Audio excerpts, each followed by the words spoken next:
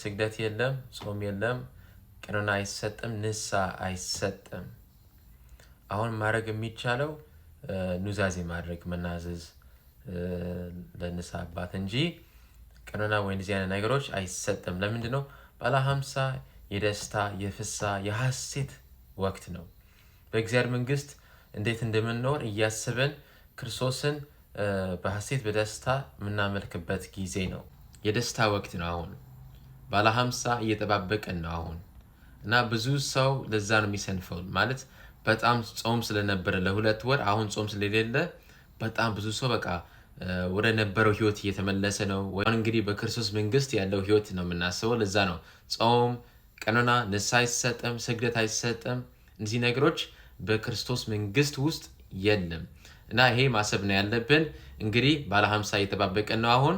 ባለ 50 ሲመጣ ደግሞ የቤተ ክርስቲያን ልደት ነው፣ የደስታ ቀን ነው። በዛ ቀን ነው በሐዋርያት ላይ መንፈስ ቅዱስ ወርዶ እና ባለ 50 የቤተ ክርስቲያን ልደት ነው። ቤተ ክርስቲያን የተወለደችበት ቀን ነው። ሁለተኛ ደግሞ መንፈስ ቅዱስ የወረደበት ቀን ነው። ሐዋርያት በ72 ቋንቋ ወንጌል ያስተማሩበት ቀን ነው። እግዚአብሔር መንፈስ ቅዱስ እንደዛ ያህል ሐዋርያት ብርታት የሰጣቸው፣ ጽናት ሰጣቸው፣ ጨካኝ ያደረጋቸው፣ ሰይፍ እንዳይፈሩ፣ እስር ቤት እንዳይፈሩ፣ የሰው ፊት አይተው እንዳይፈሩ ኃይለኛ ያደረጋቸው፣ አርበኛ እንዲሆኑ ያደረገው መንፈስ ቅዱስ ነው። ብዙ ክርስቲያን ግን በአሁን ጊዜ የተፈተነ ነው። ለምንድን ነው? የስጋ ደስታና የመንፈስ ደስታ መለየት አልቻለም። ብዙ ሰው በመንፈሳችን ደስታ ካደረገን ስለ እግዚአብሔር ማምለክ፣ ስለ እግዚአብሔር ማክበር ነው የምናስበው።